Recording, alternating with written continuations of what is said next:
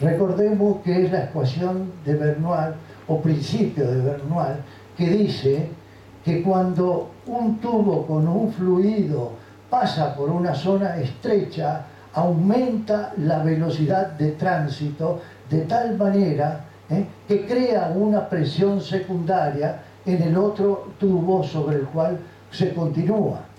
Cuando el líquido se mueve a la derecha, la velocidad en 2 es mayor que en 1, por supuesto.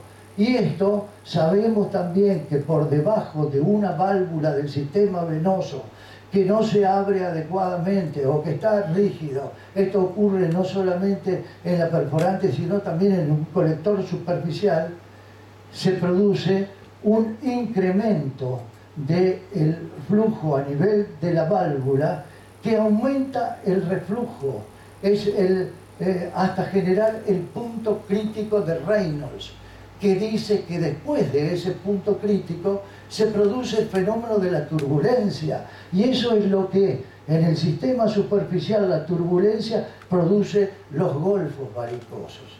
Acá lo que produce es el golfo secundario de Noel-Thomson y la flebectasia en el sistema superficial. Siguiente, por favor. Esto es el esquema. En la perforante directa insuficiente, ahí está el golfo secundario de Noel-Thomson y cómo el reflujo genera la varice secundaria. Esto da todos los argumentos para decir que una perforante insuficiente debe ser cerrada cuando esto ocurre con cirugía, la cirugía de Sherman, con escleroterapia o con láser percutáneo, como lo hacemos nosotros. Pero los métodos son diversos y son buenos, con capacidad, digamos, de ejecución, como muchos de los colegas en nuestro país. Es cualquiera de esos métodos útil con tal de que se haga. Y finalmente, cuando la perforante de reentrada pasa por el ostium aponeurótico, punto de la estrechez, aumenta la velocidad. ¿Y qué es lo que aumenta? El reflujo. Aumenta el diámetro de la perforante en el sector subaponeurótico. Lo que hace es vencer más a la válvula y por consecuencia en el segundo tiempo tendremos el reflujo. Esto es para mí fundamental. Es fundamental para determinar que esto debe operarse, ya sea el reflujo, ya sea en la reentrada. Siguiente, por favor. Ejemplo de nuestra casuística. Aquí tenemos, por ejemplo, lo que es un golfo varicoso de Noel-Thomson. Aquí tenemos otro, aquí tenemos otro. Y fundamentalmente les voy a mostrar otro más interesante todavía. Siguiente. Ahí tenemos.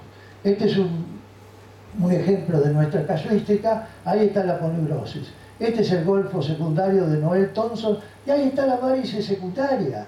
Entonces, si no se opera la varice secundaria, si no se cierra acá a la perforante, ¿cuál va a ser el camino de esa flebectasia si no el incremento varicoso?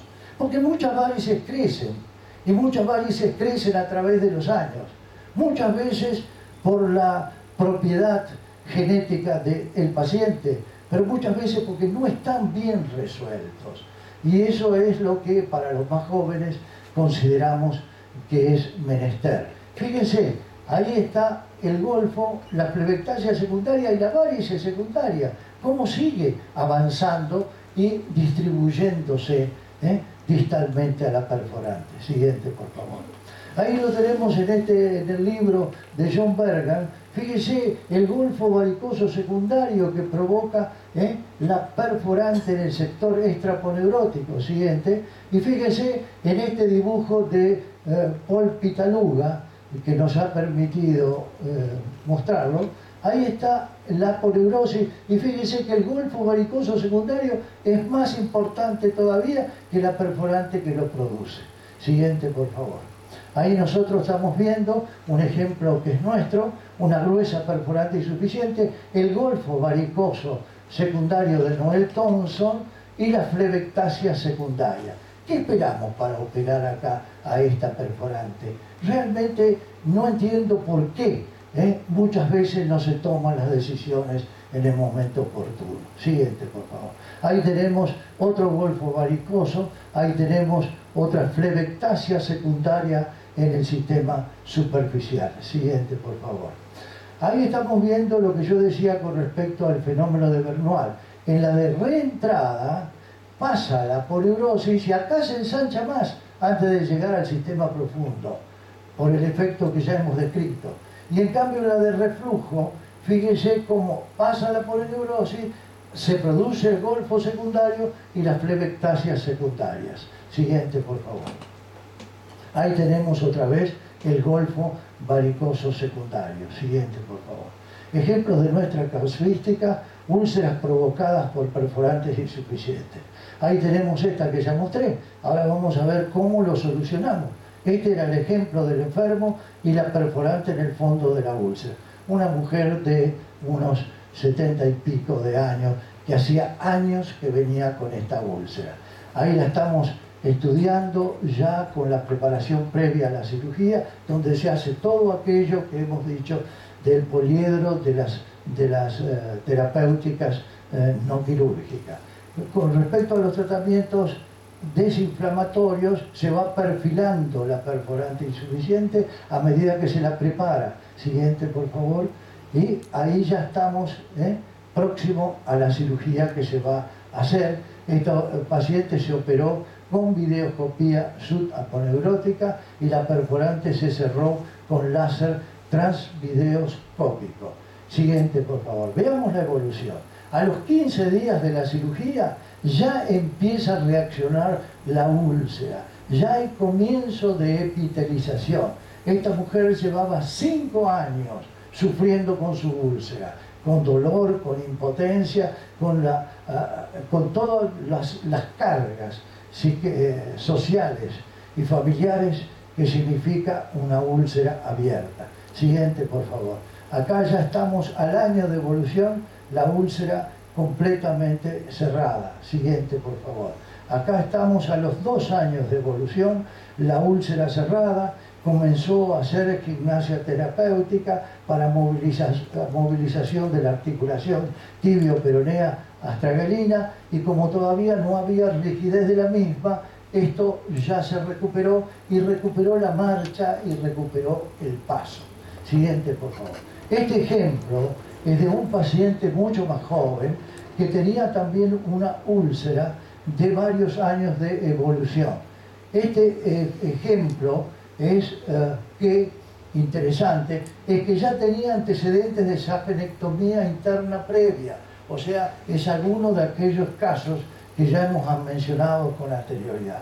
Pero lo cierto es que venía con esta úlcera, ya tenía safenectomía previa. La preparamos, lo operamos. Siguiente, por favor. Aquí se ve la imagen muy parecida a la de Laisa Maquenas y Luigi Pascarella, el conjunto de flebectasias en el fondo de la úlcera. Siguiente, por favor. Siguiente, se va perfilando mal el perforante y ahí lo operamos con videoscopía. Obsérvese la videoscopía, la úlcera todavía abierta, pero ya más chica. Siguiente, por favor. Y ahí está como empieza a cerrarse, todavía con los puntos puestos. Es decir, a los 15 días ya empieza a haber una reacción. Siguiente. Acá lo tenemos a los 15 días de unos, justamente que corresponde a la imagen anterior. Siguiente, por favor. Y ahí tenemos entonces de cerca una úlcera que ya está prácticamente epitelizada. Siguiente, por favor. A los 30 días ya está totalmente cicatrizada, y prácticamente ya hay una epitelización prácticamente completa. Siguiente. Acá está a los 5 meses, con una epitelización firme que se mantiene. Siguiente, por favor. Y esto es al año de la cirugía, con la úlcera totalmente cerrada. Siguiente, por favor. Y acá a los 2 años de la cirugía. Siguiente.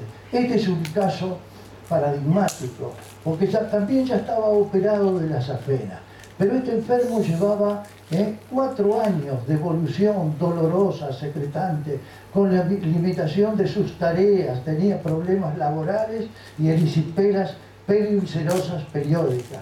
Ya había sido tratado con safenectomía también, pero se mantenía la apertura de la úlcera. El registro de la nueva patente hemodinámica es el que mostraremos a continuación. Esta era la úlcera. Siguiente, por favor. Tenía entonces toda una recidiva post-sapenectomía que arrancaba en la cara interna del muslo con varices bien evidentes, haciendo una perforación